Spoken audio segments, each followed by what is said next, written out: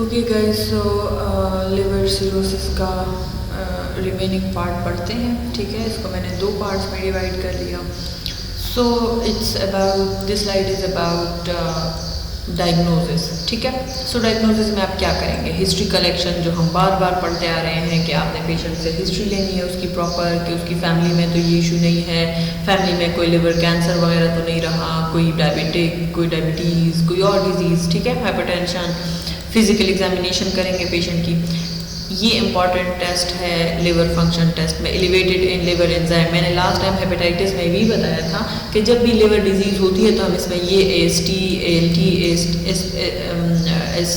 एस्पिरिजीन, ये कुछ क्या नाम है, alkaline phosphatase, serum glutamate, pyruvate transaminase, ठीक है, एलेनिन ट्रांसएमाइनेज, ये सारी चीज़ें जिसके एक तो AST, ALT कहते हैं, दूसरे नाम इसके SGPT, SGOT, ठीक है, GGT, ALP, ये सारे टेस्ट जो है आप कर सकते हैं। ठीक है, ये क्यों करते हैं हम लोग, ये मैंने लास्ट लेक्चर में भी बताया था कि ये एंजाइम जो है ये लिवर में एम्बेडेड होते हैं। ठीक है, लिवर में ये मौजूद होते हैं, और जब लिवर डैमेज हो जाते हैं तो ये एंजाइम ब्लड में आ जाते हैं। ठीक है, सो ब्लड में हम इसका लेवल मेजर करते हैं। अगर ये नॉर्मल से ज़्यादा है तो पता चल जाता है कि लिवर में इशू है, तो इसलिए एलिवेटेड मतलब इंक्रीज्ड। तो जब increased enzyme, liver enzyme blood में ज़्यादा हो जाए, इसका मतलब है कि लिवर में इशू। तो ये टेस्ट हम कर सकते हैं। ठीक है, सीरम बिलिरुबिन चेक कर सकते हैं कि अगर बहुत ज़्यादा बिलिरुबिन है, ठीक है, या बहुत कम है या बहुत ज़्यादा है, तो उससे भी हमें पता चल सकता है, क्योंकि बिलिरुबिन बनाना तो उसका काम है ना, लिवर का काम है कि जब हेमोग्लोबिन जो है वो आ जाता है लिवर उसको बिलिरुबिन में कन्वर्ट कर देता है। तो ये हम कर सकते हैं। लिवर अल्ट्रासाउंड कर सकते हैं to assess the severity of cirrhosis, कि सिरोसिस की सिवियरिटी क्या है, वो कितना कम है, सिवियर है या ज़्यादा सिवियर है। ठीक है, लिवर बायोप्सी कर सकते हैं। ठीक है, लिवर का टिश्यू लेकर वो टेस्ट कर सकते हैं, जैसे कैंसर के लिए कर, to identify liver cell damages and alteration in the lobular structure. ठीक है, यहाँ पर लिवर बायोप्सी क्यों करेंगे, लिवर सेल्स लेकर उसका क्यों देखेंगे, ताकि हम देखें कि उसमें जो अल्ट्रेशन है, जो चेंजेस आई हुई हैं इन द लोब्यूलर स्ट्रक्चर, जो उसकी नॉर्मल आर्किटेक्चर है लिवर का, जो नॉर्मल स्ट्रक्चर है जिसमें लोब्यूल्स वगैरह होते हैं, उसमें क्या डिफरेंस आया हुआ है, कैसे चेंजेस आई हुई है। अल्ट्रेशन मतलब चेंजेस।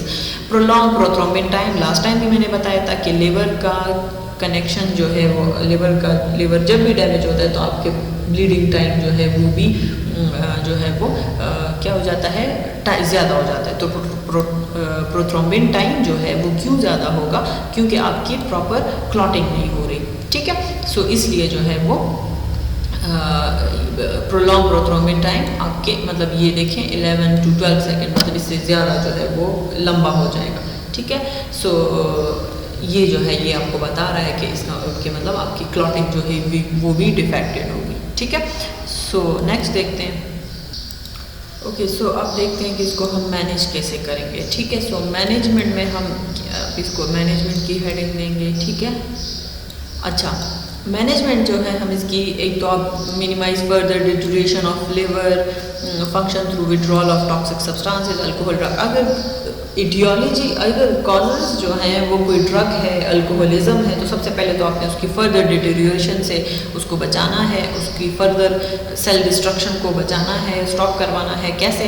बाय विड्रॉल ऑफ, मतलब उन अल्कोहल और ड्रग्स जो पैरास्टामोल, उनको स्टॉप करवा देना। ठीक है, correction of nutritional deficiencies with vitamins and nutritional supplements and a high calorie and moderate to high protein diet. ठीक है, आपने क्या करना है कि पहले तो आपने जो है वो उसकी वो जो ड्रग्स वगैरह हैं, जो अल्कोहल, उनको स्टॉप कर दिया। फिर आपने उसकी न्यूट्रिशनल डिफिशिएंसी, मतलब उसमें विटामिन की कमी है, कोई और न्यूट्रिशनल सप्लीमेंट्स की ज़रूरत है, high calorie and moderate to high protein diet. ठीक है, आपने protein diet, high calorie diet, इन चीज़ों का आपने ख्याल रखना है कि जैसे आपको जो है वो डॉक्टर प्रिस्क्राइब करे कि आपने ये चीज़ें जो है ये खानी है, ये नहीं खानी। तो ये तो लाइफ स्टाइल मॉडिफिकेशन हो गई।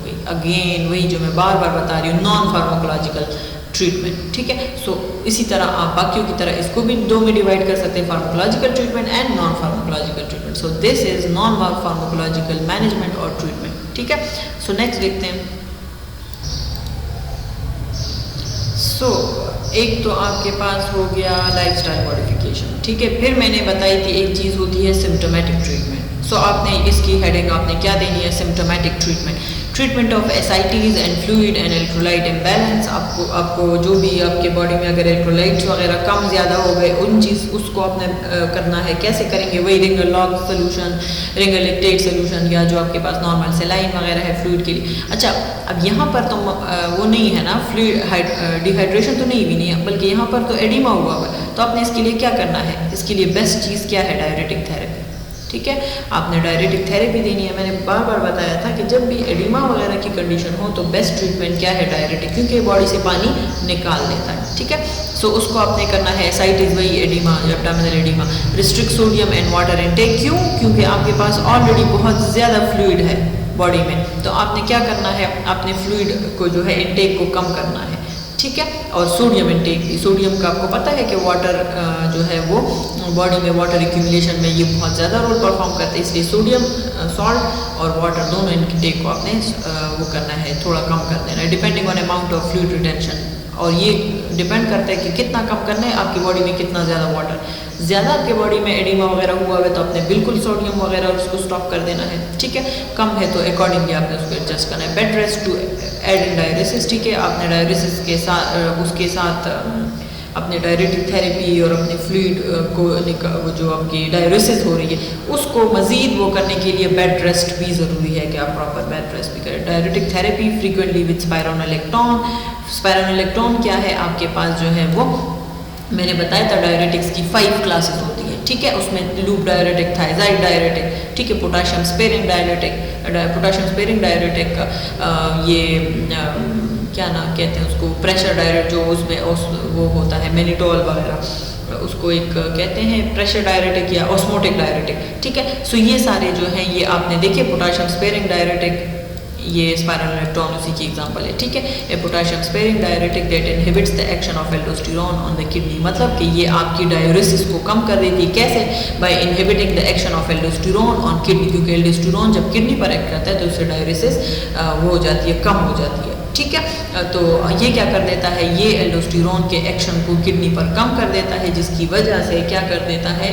डायलिसिस को इंक्रीज कर देता है। ठीक है, खैर इस मैकेनिज्म को पढ़ने की इतनी ज़्यादा ज़रूरत नहीं, लेकिन आपको ये नाम जो है ये पता होना चाहिए कि ये कौन सा डायरेटिक आप इसमें बेस्ट। वैसे लूप वगैरह भी वो जो लेजिक्स वगैरह है वो भी आप यूज़ कर सकते हैं फ्यूरोसेमाइड, लेकिन ये बेस्ट थेरेपी है इसमें स्पाइरोनोलेक्टोन की। ठीक है, so this was all about symptomatic treatment. Okay, so मज़ीद आप क्या कर सकते हैं? अब मैंने बताया कि आप लूप डायरेटिक देंगे, लेकिन साथ में मैंने ये भी बताया था कि आप फ्यूरोसेमाइड या लेजिक्स भी दे सकते हैं। ठीक है, ये एक लूप डायरेटिक है। मैं ऑल्सो भी use in conjunction with spironolactone to help balance potassium depletion. वजह क्या है इसको देने की? एक तो हमने पिछले कहा कि आप एक लूप डायरेटिक देते हैं स्पाइरोनोलेक्टोन, सॉरी ये क्या नाम है, पोटाशियम स्पेरिंग डायरेटिक। ठीक है, लेकिन पोटाशियम स्पेरिंग डायरेटिक का जैसे नाम से ही पता है कि ये पोटाशियम का लेवल बॉडी में बहुत ज़्यादा कर देता है। ठीक है, और इसके साथ आप फ्यूरोसेमाइड क्यों देंगे? थोड़ी सी फार्माकोलॉजी यहाँ पर आ गई तो आप इसको लिंक करें। ऑल दो हमने ये बहुत ज़्यादा डिटेल से तो नहीं पढ़ा, आपके कोर्स में नहीं थे, लेकिन मैंने इसका इन तमाम लूप डायरेटिक्स का, इन तमाम डायरेटिक की जो क्लासेस हैं इनका जिक्र कहीं ना कहीं किया हुआ है। ठीक है, तो आप स्पाइरोनोलेक्टोन जब देते तो आपका पोटाशियम का लेवल बॉडी में बहुत ज़्यादा हो जाता है। अब नॉर्मल पोटाशियम हमें बॉडी में नहीं चाहिए, ना कम ना ज़्यादा, नॉर्मल चाहिए। सो आप फिर क्या करते हैं? फ्यूरोसेमाइड देते हैं। ये आपके जो पोटाशियम वो है बैलेंस, उसको जो है वो नॉर्मलाइज कर देती है। ठीक है, सो अब abdominal paracentesis to remove fluid and relieve symptoms. आप एब्डोमिन से डायरेक्ट जो है वो कैथेटर या उसके थ्रू पानी निकालते हैं। ठीक है, उसको एब्डोमिनल पैरासेंटेसिस कहते हैं, क्योंकि आपके एब्डोमिन में बहुत ज़्यादा पानी जमा हो गया ना, तो डायरेक्ट एब्डोमिन के थ्रू जो है वो आप जो है वो पानी निकाल सकते हैं। एसाइटिक फ्लूइड में भी ultra filtered and reinfuse to a central venous access. कहते हैं जो आप एब्डोमिन से पानी निकालते हैं उसको फिल्टर करके आप दोबारा वेन में डाल दें, क्योंकि आप तो वेन में चाहते हैं ना कि वो चला जाए। वो तो एडिमा क्या होता है? जब आर्टरीज वेन से ब्लड जो है वो फ्लूइड जो है वो टिश्यूज में आकर एक्यूमुलेट हो जाए, तो आप क्या करते हैं? आप उन टिश्यू से निकाल कर उसको वापस वेन में भी डाल सकते हैं, फिल्टर करके, साफ करके। ठीक है, administration of albumin to maintain osmotic pressure, ये एक इंपॉर्टेंट बायोकेमिस्ट्री वाला कॉन्सेप्ट आप याद करें। मैंने बताया था कि आपके ब्लड में प्लाज्मा प्रोटीन होते हैं। ठीक है, वो प्लाज्मा प्रोटीन आपके फ्लूइड को बाहर नहीं जाने देते। ठीक है, फ्लूइड को बाहर नहीं जाने देते। जब ये प्लाज्मा प्रोटीन जिसमें एल्ब्यूमिन, ग्लोबुलिन वगैरह है, ये जब कम हो जाए, ख़त्म हो जाए, तो आपका फ्लूइड बाहर निकलना शुरू हो जाता है। ठीक है, क्योंकि ये जो एल्ब्यूमिन ग्लोबुलिन वगैरह ब्लड में मौजूद है, ये ऑस्मोटिक प्रेशर क्रिएट करते हैं। उस ऑस्मोटिक प्रेशर की वजह से फ्लूइड बाहर नहीं जाता। तो जब ये कम हो जाए तो आप क्या करेंगे, आप एल्ब्यूमिन एडमिनिस्ट्रेशन, बाहर से आप एल्ब्यूमिन दे सकते हैं ताकि ये नॉर्मल यहाँ पर आ जाए और फ्लूइड को बाहर ना जाने दें। क्यों? क्योंकि हमारे पास बहुत ज़्यादा एडिमा हो चुका है और हम इस एडिमा को ख़त्म करना चाहते हैं ताकि मज़ीद फ्लूइड जो है वो बाहर ना जा सके। ठीक है, अच्छा, ये इसको आप थोड़ा सा इसकी वो कर दें, ये जो मैंने बताया कि पोटाशियम स्पेरिंग डायरेटिक्स जो है वो पोटाशियम को ज़्यादा नहीं करेगा, वो कम करेगा। एक्चुअली पोटाशियम स्पेरिंग डायरेटिक जो है वो पोटाशियम को बहुत निकाल देता है, बॉडी ब्लड में बहुत कम पोटाशियम रह जाता है और फिर से माइंड उसको वापस बढ़ा देता है क्योंकि ये पोटाशियम को जो है बॉडी में रिटेन करता है। ठीक है, तो इसकी ज़रा करेक्शन कर दी, मैंने उल्टा बोल दिया था। अच्छा, so this was all about the proper diagnosis, the proper treatment and etiology, risk factors, ये सारा कुछ हमने लिवर सिरोसिस का पढ़ लिया। आई होप आपको इसकी समझ आ गई होगी एंड कोई भी क्वेश्चन है तो आप कमेंट सेक्शन में पूछ सकते हैं and have a nice day guys.